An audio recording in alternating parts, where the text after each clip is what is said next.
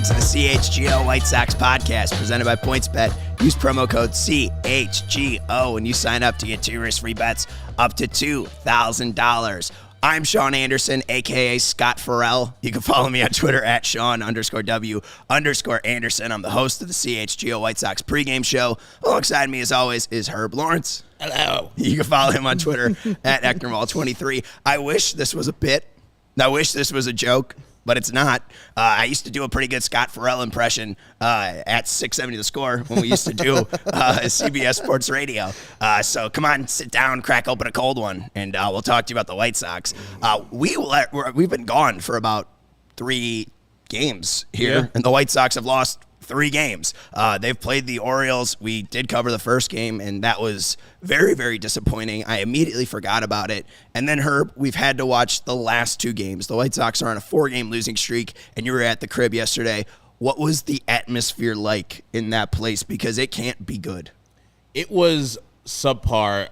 The guys that I went for a bachelor party. My friend Ron, congratulations to Ron and Jill on their upcoming nuptials, is an Orioles fan, so he wanted to go and see his Orioles. He lives here now against the White Sox, and so invited me and also CHGO Blackhawks guy, Jay Sawaski, who we got the mutual friend Jill out there, and we were having a good time. We enjoyed turtles. We enjoyed getting those Eloy Luis Robert bobbleheads. I got one. I went immediately to my car and put that in the trunk, so I had to lug that around in the rain. But for a game that was giving up that pimp-ass bobblehead for a beautiful Saturday after the rain stopped, people were disinterested and, I don't want to say apathetic, because I did hear a couple of boos. I did hear faintly in left field a couple fire Tony chants, but for the most part, people were just like, what is going on? Like, the Orioles, I see them and they're all right, but they shouldn't be dominating your team, especially a team that is looking to win in the playoffs. So that was very disappointing to see that, the White Sox fans are ready to cheer for this team. There's 29,000 people there. Yes, 20,000 got the free bobbleheads, but they want this team to be better. They want this team to play up to its potential, and I don't give a goddamn about injuries. As San Diego Padres about injuries, they're playing without their best player. They're still in first place or close to first place. So no more excuses. The White Sox and their fans want better, and we're not getting better, and there's constant mistakes. What happened yesterday is another mark against Tony's record. Lance Lynn is struggling to get out of the inning he's in. I think it was the 7th inning. He has 109 pitches. I was fine with Tony leaving him in for that 109th pitch, which was a tapper that he couldn't get to. The guy made it to first base. I think that left the bases loaded. But you do not go to Jose Ruiz with bases loaded to get one out when you have Kendall Graveman available, when you have Joe Kelly available. After the game, he said, well, if we would have got that one out, Joe would have pitched the 8th. What are we waiting for? That's the high leverage situation right there. Put your better reliever in the game right there. And it's not ideal for him, but he's a much better pitcher than Jose Ruiz. He's been tested time and time again. You see Jose Ruiz be bad. It's just those type of things. And the audience was like, what are we doing? Just giving up runs. It's just, or at that time, I think the game was like a 1-run game. I think it was 2-1. And then it was just out of the park after that. I was just like, this is a lifeless team. And the thing is, Sean, any other team, all the 29 other teams, if you had the same situation, a team that was supposed to be better, that is falling short after, 33 and 37. So they've played a bunch of games, 70 games. What is that other franchise is doing? They're firing somebody. They're like, you guys have fallen short of expectations. They're either firing a coach, they're demoting a player that hasn't done well, they're doing something, firing a GM. But White Sox fans, and you guys all know this, it's that hopeless feeling of, Tony's not going anywhere. He's staying right fucking there. You know Rick Hahn's not going anywhere. You know Kenny Williams not going anywhere, and the owner 100% is not going anywhere. And that is the problem. The atmosphere of what Jerry Reinsdorf has with the White Sox has led to this anger, this apathy, this helpless feeling from White Sox fans that it's just never going to end because you know nothing's going to change. No one's held accountable. You can get 13 to 14 people thrown out at home plate and keep your job. Not even keep your job, and no one talks about it. Tony shoves that away. Poo-poos that. Get out of here. Who cares? Gets thrown out. You know, a team that doesn't score a lot of runs, yeah, getting 13 people thrown out at home, it's not ideal. Joe McEwing keeps the job, and I'm sure Joe's a good guy. But on other teams, he would be gone. He wouldn't even last this long. And I was listening to Dan Bernstein and Lawrence Holmes on 670 Score the other day. They brought up a good point. Like, they've survived multiple manager changes in Joe McEwing and Darryl Boston. Why? What do they do good? What do they do well? What does Darryl Boston do at all? And we saw Luis Garcia playing damn short center for a hitter and Ryan Mountcastle, who just hit a double to left center field. And he's playing short center, and Ryan Mountcastle murders the ball. And if he's playing regular center field, maybe he has a chance for it. But no. And I think that's Debo's job to situate the outfield. What? Please, somebody tell me what Joe McEwing does. White Sox have the most runners thrown out at home this year. I don't know what Joe McEwing does. He has horrible sense. The Yasmani Grandal one horrible. The Gavin Sheets one horrible. Yeah. And then this is the thing, too. We play today, as we'll see the lineup, Josh Harrison has played left field. This year he's played left field a little bit. We're playing him in left field, and that's a good thing to get him in the lineup because he does well versus Jordan Lyles, but he's playing left field. A career infielder is playing left field. We have a career first baseman playing right field usually with Gavin Sheets and Andrew Vaughn, career first baseman. We keep on doing this. Right. Like it never ends. No one ever gets fired. No one ever gets demoted. No one ever gets called to the carpet. And it's the atmosphere of what Jerry Reinsdorf brings to the table. It's the gift and the curse.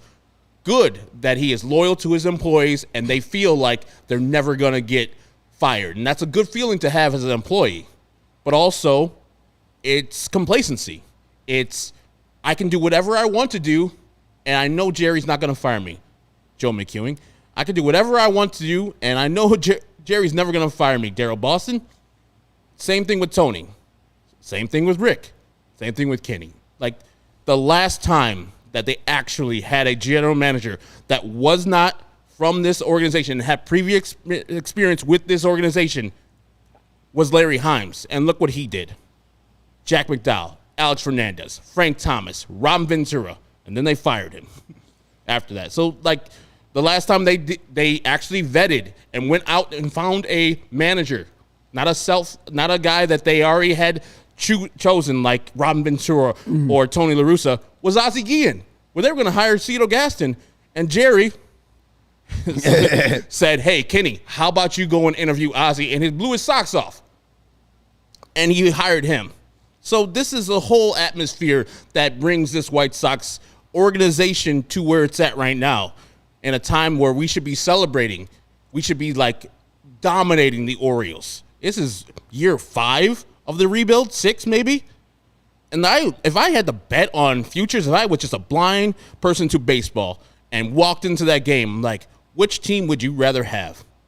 Like that gray and orange team is pretty damn good. That black team, whew, that is some shit over there. That's terrible.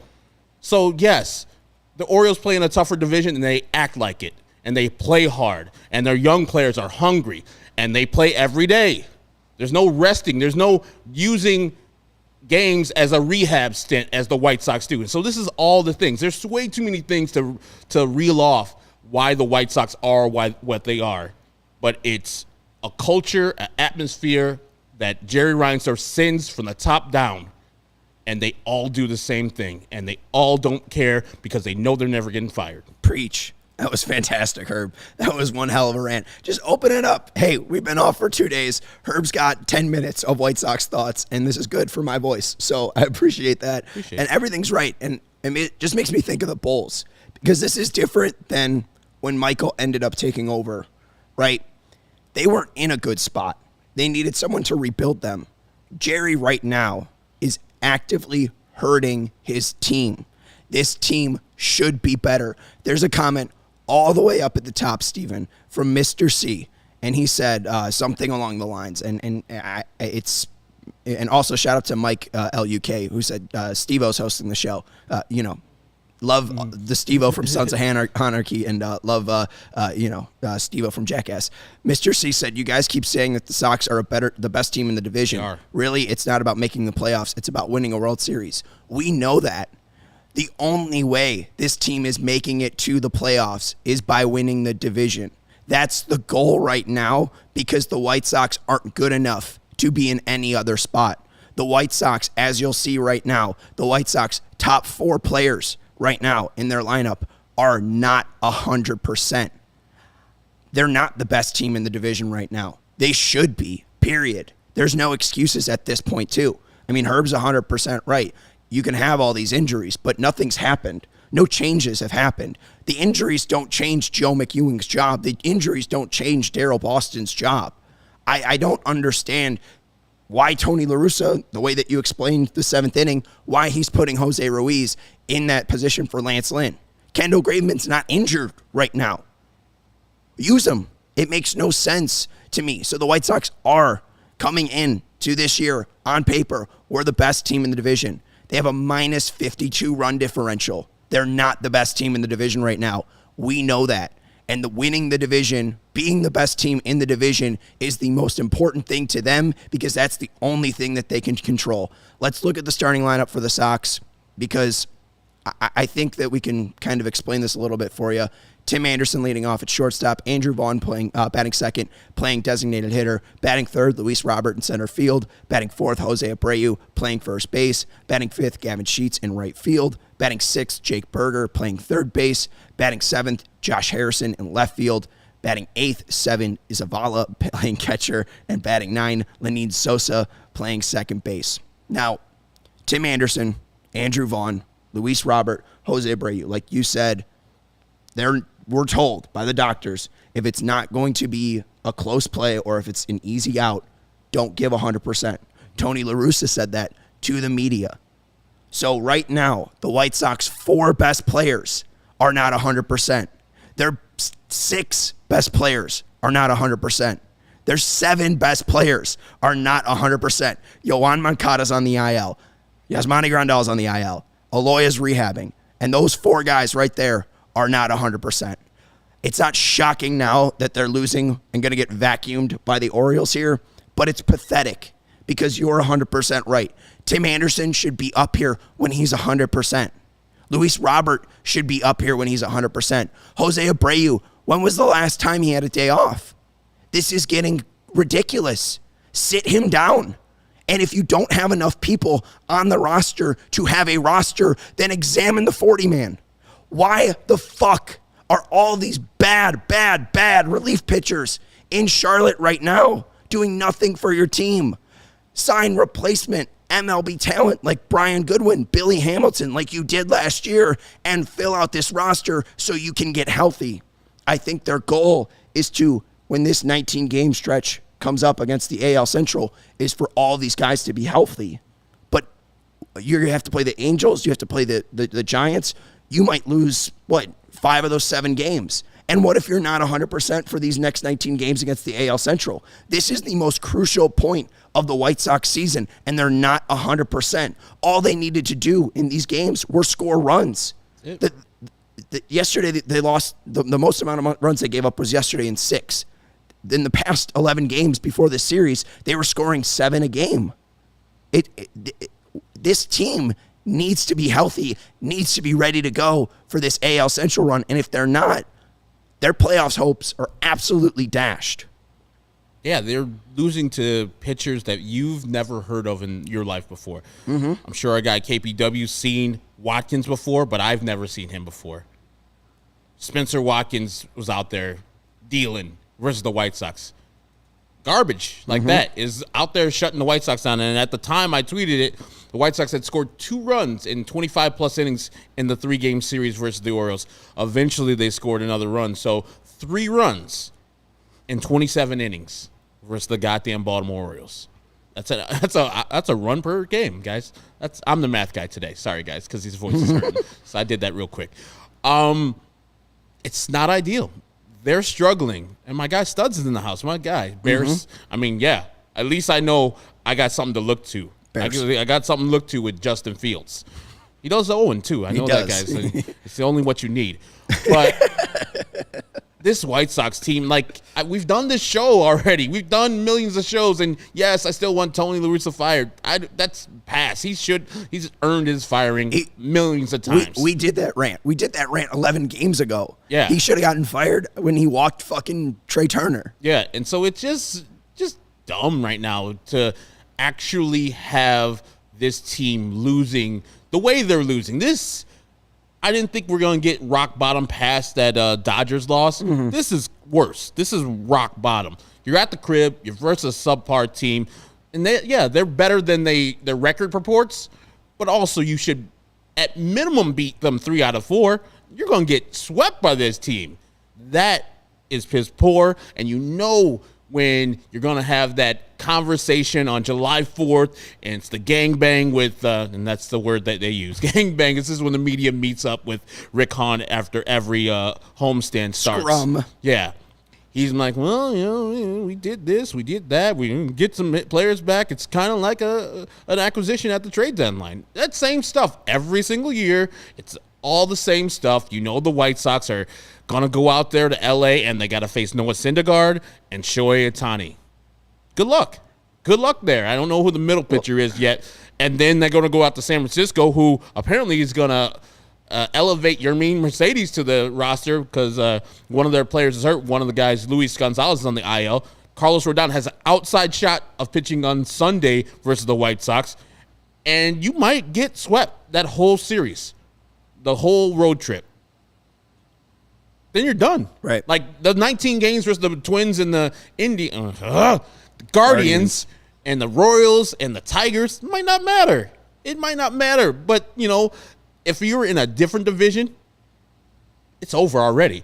But these teams are allowing you to be bad, be as poor as you are so far, and stay right there. What, the White Sox 5.5 games out behind the Minnesota Twins? 5.5. That's it. They played this poorly, and the Minnesota Twins haven't run away. Every other division, the White Sox would be buried. Yeah, absolutely. I want to go up to a comment from Dave. Dave said, wait, didn't Sean tell us this week he thought our Fire Tony chants were childish? I said that for one specific game. We cover 70 games, and I think it was on Tuesday, was it, with the bullpen issues? On Tuesday, I thought it was childish because the issue is he had no one to go to. He had 4 starters in his bullpen. So I thought that they were childish because it should have been fire Rick Hahn chants. That's it. If you want to chant Fire Tony, you can chant Fire Tony all you want. I don't care. But I think, it doesn't matter to me. You should do it at the appropriate time. At that time, it was not wasn't Tony's warranted for Tony to be fired. Right. But yesterday's move where you have people available and he has this propensity of never going to his better relievers when the game is hanging in the balance, when they're losing especially. If they're losing by 1 or 2 runs and you just need to stop the bleeding, get to the next inning and maybe get some hits, he's like, oh, here's a time to put in Tanner Banks. Here's a time to put in Jose Ruiz. High leverage situation. I'm not going to put in my guys that we paid a lot of money for in Joe Kelly and Kendall Graveman. F that. Here's these minimum paid relievers. Go and get him, Tiger. Well, and MJ's right, too. Fire everyone doesn't roll off the tongue quite well. Fire Tony is pretty succinct. It's Fire Tony. That's good. So, I get it, too. Also, Shane, I know that we're negative right now. Everything's negative. But, hang it up, Sox fans. Go enjoy the offseason with the Cubs fans. What? They're not done yet. I know that it looks all bad and bleak. And Tony's doing a bad job with a bad roster. But I don't know what the point of being in that headspace is. We can be critical. We can, be all tough. And, I don't want the White Sox to hang it up. I don't want fans to hang it up. I know that that's kind of what Steve Stone's trying to tell you, but he's an asshole about it, right? Enjoy the ride or be bitter. I'm going to be fucking bitter because I love this team. I'm going to be fucking bitter because we're going to watch all of these games and try to analyze them for you. And when we see mistake after mistake after mistake, I'm going to be bitter because things should be changing. And like Herb said early on, things haven't changed. Let's look at the Orioles lineup. Leading off for the Orioles is going to be Cedric Mullins in center field playing that black hole defense. And batting second is going to be Trey Mancini, designated hitter. Batting third, Anthony Santander in left field. Batting fourth, Austin Hayes in right field. Batting fifth, Ryan Mountcastle playing first base. Hey, we should play him deep. Yep. Batting sixth, Adley Rushman catching. Batting seventh, Jorge Mateo playing shortstop, who hit a homer yesterday, which was shocking because the first game we saw him, too. He looked horrible. Yep. Batting eighth, I'm going to screw up this name, Jonathan Russa playing third base, and then batting ninth, Richie Martin playing second base. I'm going to look up that last guy's name. My bad. All those guys played except for, I think Santander did not play yesterday, but 4-game series. It is Aruza. You've had Mullins play every day. You've had Mountcastle play every day. You had Austin Hayes play every day. Young. They're not different from the White Sox, but you see Tim Anderson get a day off, and that's half the problem. Tim Anderson's got 2 days off. 2 days off this week because he's coming back from an injury. This is the White Sox way, where you don't use the time away as the rehab and the time in a rehab start down in Charlotte as, okay, you're just getting baseball work in right now, so you get your baseball shape together. And so when you get to the majors, you hit the ground running. Right. You're just gone. Go ahead, play baseball. No time off. Tim gets 2 days off, as Ozzy said. 29-year-old dude getting days off, fully healthy. But if he's not fully healthy, don't play him. Right. Don't play Andrew Vaughn if he's not fully healthy. And you do not tell him, give me less than 100%. Give me 100% of what you have. That should be the message. And that is not the White Sox message. No wonder this is a piss poor team. No wonder you see lack of hustle from time to time from Luis Robert. You give him the green light on don't go 100%. He will listen to that and follow that and keep on going for the rest of his career. No, you say, give me 100% of what you got. And if you get hurt, you get hurt. But playing timid, playing bullshit doesn't allow you to give it your all. I remember playing football. Like, you go soft, you're going to get hurt. Mm-hmm. You go hard, you're more likely not to get hurt. And if you think that them going hard makes them more susceptible to getting injured, fire somebody. I know you fired Alan Thomas last year, strength and conditioning coach. Fire the trainer this year. I mean, you fired one couple years ago in 2020. A lot of injuries since then. Just saying. A lot of injuries since then. Yeah, and two, I mean, there was something Jason said on the broadcast yesterday about the Orioles team, how they're having so much fun. It reminds them of the 2020 White Sox. It's like, what changed? And there's Edgar. Sosa hustled yesterday and scored. That's what you saw. And that's why I said I love Sosa, because he's different than all the rest of them. He saw an opportunity to score, and he did it. Bitches love Sosa. Let's go to the super chat from Stefan Bardo. Would they flip Jose, AJ Pollock, or Lance Lynn? It's time to start thinking. Personally, you got to wait until at least the All-Star break. And also, too, I mean, it just the later you wait, the more you get. So I'm fine if they want to wait until the actual trade deadline to sell pieces. I think in August, you'll have a very clear idea of where you stand. If these injuries are still persistent, if you are 8 games back in the AL Central, yeah. I mean, I don't know if they're actually going to trade Jose, but AJ Pollock, Lance Lynn, you should do it. If there's a market and that market can help the team, you should do anything to help the team. I just really don't want to entertain that notion right now because I don't want to be that fucking pessimistic. I don't want to be that down. Like, yes, they can sell. Any team has the choice to buy or sell. If they're really out of it, they'll probably look to sell, and that doesn't even mean that they'll be bad or out of it. I mean, maybe they can make a run, but if they sell, Rick Hahn should tender his resignation immediately after he does that. I mean, immediately. The playoffs expanded this year. Right. The Central sucks. This team should be winning more. Too. I mean, like, your franchise goes to back-to-back postseasons for the first time in franchise history, and then this fucking happens. Like, someone heads need to roll for that, 100%. And they won't. And that's the thing. It's helpless. The only thing you have to look forward to is Tony Russa being how old he is and saying, I'm too old for this shit. I have 3 championships. I'm in the Hall of Fame. Why am I dealing with this? Why am I talking to these lesser people as he purports himself in his post-game interviews as if they're beneath him type of stuff? Like that that's when he got hired. I was like, what's in it for Tony? Like, what motivation does he have to get up every day and do this? There is none. He has his skins on the wall. This is only hurting his legacy. Yeah. I mean, I don't know how much people are actually going to say it hurts his legacy, but I mean, I will say. Remember this. I'm like, I've seen less Tony defenders. Last year, you could find him in any thread. This year, I have seen much, much less of it. And I think White Sox fans have been patient. They probably initially didn't like the hire, but they allowed Tony to do his thing before they had an opinion that was strong. And you heard that first time, the lustily fire Tony chants. They were sick and tired. They had given him enough rope to do whatever he needed to do and to show, hey, this is the guy from the 2011 St. Louis Cardinals doing all the tactician things, doing everything right. And there was a good point by Dan Bernstein, I think it was him and Holmes, where he's like, they hired the guy that won championships. The guy that's currently occupying the dugout is a guy that is not that. Right. So in contract negotiations, you always are told you're paying the guy for what he's going to do, not for what he has already done. And the White Sox are on the opposite side. They're paying Tony Russa for the Oakland A's. They're paying Tony Russa for the St. Louis Cardinals championships. They're not paying for what him he wants to do in the future. That guy has not showed up. They're paying him for 1983. They're paying him for 1986. They are making this up to him. Yeah. That is the reason he's in that position, because of the resume Herb says and because of his best friend. Mm-hmm. That's it. All right. I do want to apologize to Jonathan Arauz. That is the guy that will be playing third base for the Orioles. Yeah, Arauz. So that's how they pronounce it. Like Razazul? I guess. Razagul.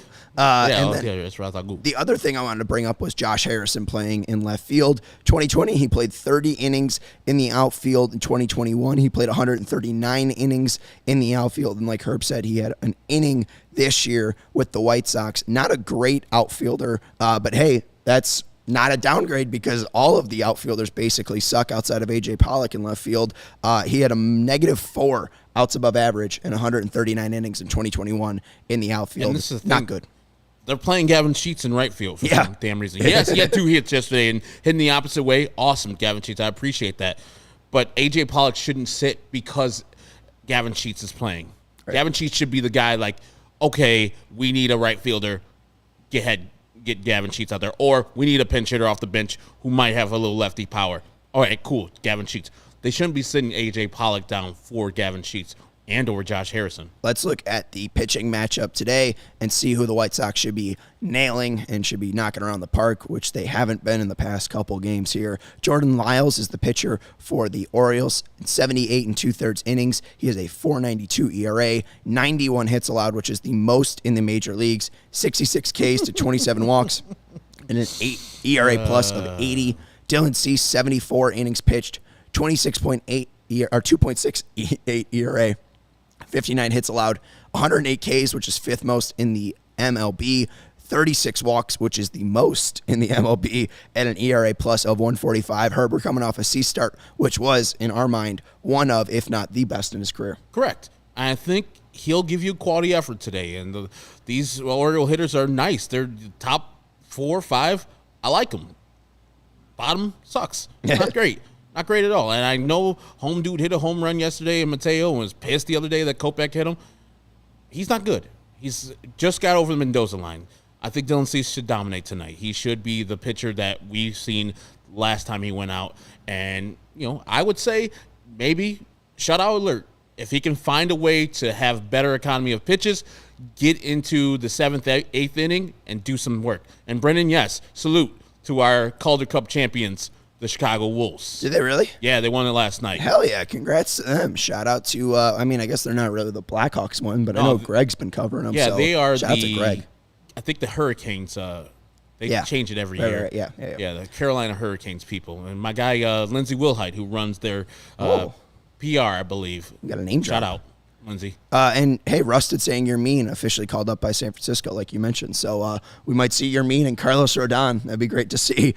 White Sox, shockingly, minus 236 on the money line. If you want to bet on the White Sox to win today, the best way to support CHGO is to download the PointsBet app and use code CHGO when you sign up. If you do that right now, you get 2 risk-free bets up to $2,000. But that's not it. If you make a $50 or more first-time deposit, you receive a free CHGO membership, which unlocks all of our web content, and you'll even get a free choice of your favorite shirt from the CHGO locker. That's $2,000 in free bets, a free CHGO membership, and a free t-shirt from the CHGO locker, all for making more than a $50 first-time deposit at PointsBet. If you have any questions, you can email pointsbet@allchgo.com and we will help you out. PointsBet's your home for live in-play betting, and it just got even better. If you see an edge in the game you're watching, if your favorite team is primed for a comeback, don't just watch the game, bet along with it live. There's more live betting, more live markets, and faster live cash outs with PointsBet. So what are you waiting for? It's time to elevate your live betting game. Download the PointsBet app right now and use promo code CHGO when you sign up. Once the game starts, don't just bet. Live your bet life at PointsBet. If you or someone you know has a gambling problem and wants help, call 1-800-GAMBLER for crisis counseling and referral services. Herb, what's your prediction for today? I think the White Sox will win this game. I think they'll win the game 3-1. Dylan Cease shoves. White Sox run into a couple balls versus Jordan Lyles. So the people they've never seen in their lives before, they shut him down. But a guy who I've heard of, and Jordan Lyles has faced a couple of these White Sox, they won't get to him, but they'll get a couple more hits than the Orioles will get off of Dylan Cease. So I'm going 3-1 White Sox victory. All right, and I think the White Sox should absolutely knock Jordan Lyles around. I know that these guys aren't 100%, but the fact that this guy gives up the most hits, the White Sox, they are so undisciplined. They're not going to take a walk. They're looking to hit the ball. Maybe the Orioles play fantastic defense like we saw on Thursday. I'm hoping for a big game from them. The one thing I am worried about, Jordan Lyles has pretty good spin on his slider. Other than that, this guy's much below average. So, barbecue chicken. And hey, Keuchel's starting for the D-backs today. So, hey, bet whoever they're playing against. I'm going to go for the clicks that pick. I'm going to go with Lenyn Sosa. He went 1 for 5 yesterday, scoring that run. He looks at least like he has fresh legs and he's hungry. So we'll go Lenyn Sosa. Prove Tony's not playing him wrong. So we'll go Lenyn Sosa. I'm going Josh Harrison. A guy, Steven Nicholas, who came before the show and said he's like 8 for 16, right, Steven, versus Jordan Lyles' career. So he's looking to do some damage. He got hit on the elbow the other day, looked pretty tough. Hopefully he's ready for batting. And our guy, Stefan Bardo, with the super chat, when will Eloy, Yo, and Grandal be ready? So Eloy is currently on his rehab start. I think that you would probably expect him after the West Coast trip. I would think so. I don't think that they're going to put him in that West Coast trip. So I would say probably when they see Minnesota. Yo will be ready. He was retroactive, I think, on Sunday when they played the Astros. So whenever 10 days from that is. So that should be Wednesday. So he might be able to join them for San Francisco. I don't think that there's going to be too much of a delay from what I've heard. And then Grandal, it's been pretty quiet. I know that he's going to need a rehab assignment. And he hasn't started that yet. So we'll get an update from Vinny after the game. But Yo will probably be the one that's quickest. Eloy after him, and then Grandal. I think you'll probably see Eloy by July. I think that's my guess. Probably early July. Yo probably by the start of July 1st, hopefully. And then Grandal, All-Star break? Hopefully. I'm not really sure. But I think the White Sox, I don't think they're going to get vacuumed today. It'd be pretty brutal to have a vacuum post-game. So I'm going to go White Sox win 7-2. But we will see. Thank you very much for joining us on the CHGO White Sox pregame show. That's Herb Lawrence. You can follow him on Twitter at Ecknerwall23. I'm Sean Anderson. You can follow me on Twitter at Sean_W_Anderson. You can follow the show on Twitter at CHGO_White Sox. We'll be live with the CHGO post-game show once the final out is made. Vinny Duber will be joining us from Guaranteed Rate Field. Shout out to Stephen Nicholas for producing us. Shout out to Stefan Bardo for his super chats, and appreciate all you guys for being such passionate White Sox fans. I know it's frustrating. Hopefully we get a win, so it's just a little bit easier and a nicer Sunday for all of us. Hope to see you guys in the live show. Thank you very much, and go White Sox.